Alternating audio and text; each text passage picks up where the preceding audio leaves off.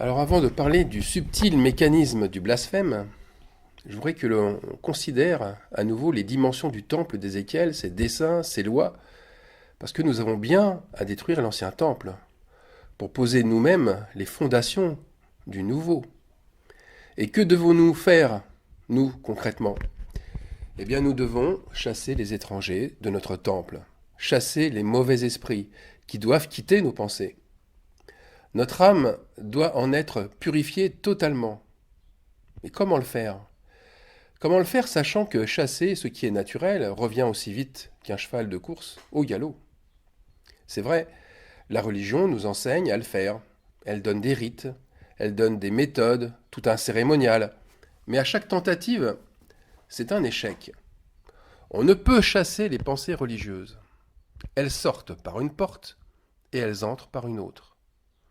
Au mieux, la religion en chassera quelques-unes pour en mettre de nouvelles, mais ce seront toujours des pensées religieuses. Rien de nouveau ne peut naître ainsi. Alors Dieu connaît nos pensées. Jésus-Christ connaissait la pensée des pharisiens qui se moquaient de lui en pensant qu'il était possédé et qu'il chassait les démons par Belzébul. Matthieu 12, 25. Mais les pharisiens continuaient à être aveuglés et ils ne voyaient pas clair sur la situation. Leur propre contradiction ne leur sautait même pas aux yeux. Ils ne faisaient plus que de se moquer de Jésus, ils se moquaient d'eux-mêmes, puisque eux, ils le font sans cesse, chasser les démons. Se croyant saints, ils chassent leurs démons et ceux des autres, qui, entre parenthèses, font semblant de sortir. Alors Jésus dit au verset 26, Matthieu 12, verset 26, « Si Satan chasse Satan, il est divisé contre lui-même. Comment donc son royaume subsistera-t-il » Alors oui, le royaume de Satan subsiste, tant que l'esprit religieux assurera sa pérennité. Et sans l'Esprit Saint, eh bien tout reste et restera à la même place. Si bien que Jésus donne la seule et unique voie possible, dans Matthieu 12, 28. Mais si c'est par l'Esprit de Dieu que je chasse les démons, le royaume de Dieu est donc venu vers vous.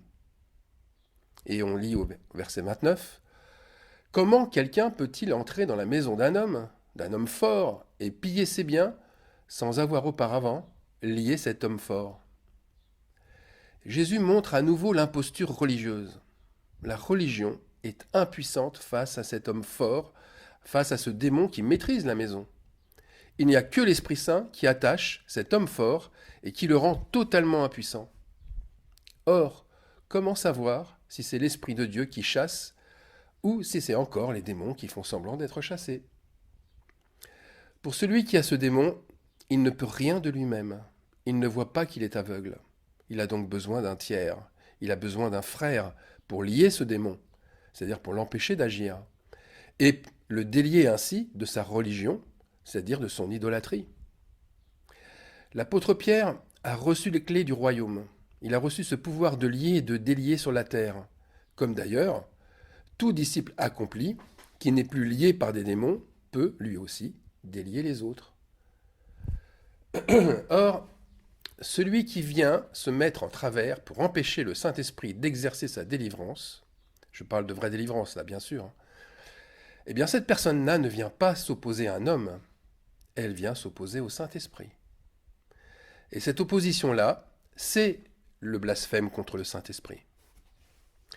À la suite des textes que nous venons de lire, Jésus dit la chose suivante à partir du verset 30, Matthieu 12, 30. « Celui qui n'est pas avec moi est contre moi, et celui qui n'assemble pas avec moi disperse. » Qui est dispersé en premier?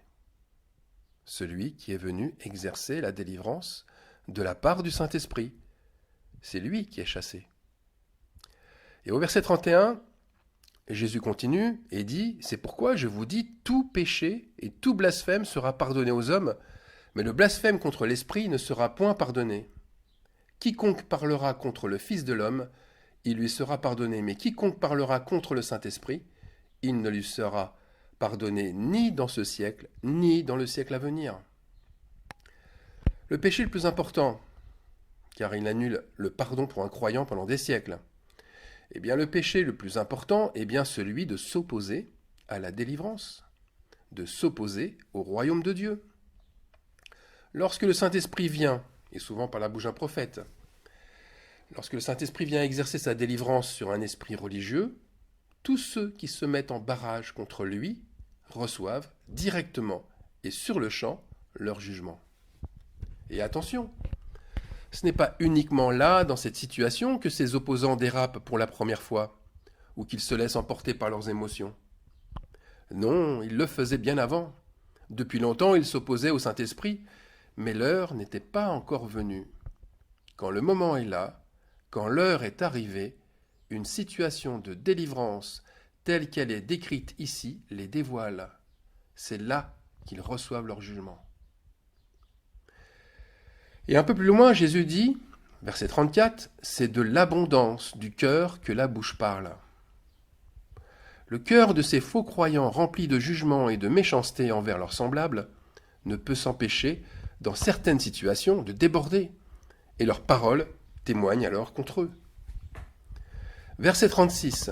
« Je vous le dis, au jour du jugement, les hommes rendront compte de toute parole vaine qu'ils auront proférée. » Verset 37. « Car par tes paroles tu seras justifié, et par tes paroles tu seras condamné. » Et là, au verset 38, eh bien plutôt que de se taire ou de se sentir sale et indécent à rester dans la présence du Fils de Dieu, les religieux ouvrent à nouveau leur bouche. Et ils demandent un nouveau miracle. Ils continuent en fait à proférer des paroles vaines. Ils continuent à se condamner eux-mêmes. Et Jésus finit par leur dire qu'une génération méchante et adultère qui réclame des miracles, mais n'aura que celui de Jonas. Alors je ne reviens pas là-dessus, surtout sur Jonas, l'ayant expliqué tant de fois dans mes messages. Donc je vous demande, si vous voulez plus de précision, de relire ou de réécouter le jugement de Jonas. Mais Jonas, c'est vrai, s'est opposé au Saint-Esprit. Il ne voulait pas délivrer les habitants de Ninive. Jonas est le type même du blasphémateur, qui bénit quand cela l'arrange, et qui maudit celui ou ceux qu'il déteste, même si Dieu lui demande de les bénir. Maintenant, si on examine de près les faits, les miracles avaient une intention forte, hormis celle bien sûr de délivrer une personne. C'était d'attirer les vrais blasphémateurs. C'était un moyen très efficace de les faire se rapprocher de Jésus. Le miracle est pour eux, tout comme l'argent et les honneurs, un véritable diamant. Un diamant qui scintille de très loin. Et sa lumière les attire de la même façon que le pollen attire l'abeille. Et le Fils de l'homme le sait très bien, c'est là, par leurs paroles, qu'ils reçoivent leur jugement. Alors avec ce que Jésus nous montre là, nous savons ce que blasphémer veut dire. Le discours le plus insultant pour Dieu, ce n'est pas de nier sa présence par des mots qui vont même se moquer de lui. Ce n'est pas non plus de vanter les plaisirs du monde, ni pour un croyant de rejeter certaines paroles pour en préférer d'autres. Non, le véritable blasphème, c'est prononcer des paroles, puis faire des actes qui vont contre une délivrance. On prend un exemple concret. Un croyant qui s'était tu jusqu'à maintenant reçoit une parole de délivrance au sein d'une assemblée et il l'exprime publiquement. Si des croyants viennent à s'opposer à lui en réfutant cette parole et en mettant dehors celui qui s'est exprimé, croyez-vous que c'est le Fils de l'homme qui le rejette ? Non. C'est le Saint-Esprit qui s'exprimait par la bouche de ce prophète. Le blasphème se porte alors contre l'Esprit qui a l'intention de délivrer. Il le lie et il le chasse. En s'attaquant ainsi à l'Esprit Saint, eh bien, ils remettent les démons en liberté, car ils coupent les liens que le prophète, ou celui qui avait amené la parole, avait mis sur eux en les dévoilant. Plutôt donc que de s'associer à une délivrance, les blasphémateurs libèrent les démons, et ils resserrent, par conséquent, les liens religieux. Vous voyez, ici, tout est une question de lier et de délier dans le blasphème, comme dans le royaume de Dieu. Lier et délier. Mais les choses ne se passent pas uniquement sur terre, elles se font dans le ciel, en esprit. Et un esprit lié est beaucoup plus difficile à libérer qu'un corps emprisonné. Dans le ciel, il y a beaucoup plus de portes et de verrous cadenassés. Et les murailles sont beaucoup plus hautes et larges. Rappelons-nous la dimension du temple d'Ézéchiel, avec la largeur de la muraille qui mesurait une canne, c'est-à-dire environ 3 mètres. 3 mètres d'épaisseur. Quelle muraille indestructible! Alors tous ces blasphémateurs, ils ont suivi une voie ancienne très connue, la voie de Balaam. Cet homme de Dieu qui faisait le bien en refusant absolument de maudire le peuple d'Israël. Mais regardez bien la séduction de cet esprit religieux hypocrite et méchant. Le roi Balak, roi de Moab, avait peur de la puissance d'Israël. Aussi, il ne cessait de demander à Balaam de maudire Israël pour l'affaiblir et pour pouvoir le battre ensuite. Mais par 3 fois, Balaam refusa sa proposition. Son obéissance semblait sans faille. Rien ni personne ne pouvait apparemment le forcer à émettre une seule parole maudissant un peuple que Dieu avait décidé de bénir. Balaam interrogeait sans cesse Dieu. Il l'interrogeait pour savoir quoi faire. Sa foi semblait intègre, incorruptible, une foi vraiment exemplaire, en apparence. Et sa prophétie était vraie. Elle témoignait d'un engagement réel pour Dieu et envers ses enfants. Mais tout cela, n'était-il pas un simple vernis? Car au fond de lui, Balaam brûlait d'envie de détruire Israël, surtout au vu des honneurs et de la somme d'argent que lui proposait le roi de Moab. Alors plutôt que de maudire en face Israël, par des paroles, eh bien ce mauvais serviteur de Dieu avait d'autres stratégies pour arriver à ses fins. Il décida d'emprunter d'autres chemins, et même son ânesse l'avertit en refusant de prendre ce chemin tortueux et inique. Balaam, par 3 fois, la frappa violemment. L'ange de Dieu parla alors à travers cette ânesse, en prenant une voix humaine, puis en se plaçant devant lui avec une épée afin de lui barrer la route. Mais rien à faire. L'ange ne pouvait rien face à la détermination diabolique de Balaam. Mais où était alors sa crainte de Dieu? Elle était bien fragile à ce moment-là. Alors, ne pouvant maudire Israël, Balaam, le prophète, employa la séduction, et il enseigna à Balak à pousser les filles moabites à la fornication avec les fils d'Israël. C'est dans Nombre 25.1, Nombre 31.16. Voyez, en poussant les Israélites à commettre des actes d'infidélité et d'adultère, Balaam maudit le peuple d'Israël et blasphéma ainsi contre l'Esprit Saint, alors qu'il n'arrêtait pas de bénir pourtant en parole. Eh oui, cet exemple de Balaam montre encore, mais encore plus, la subtilité du blasphème, qui dépasse les mots, qui va bien plus loin que des paroles de foi prononcées, mais qui, à travers des actes ignobles et cachés, montre la profondeur et surtout la détermination d'un cœur animé par le blasphème.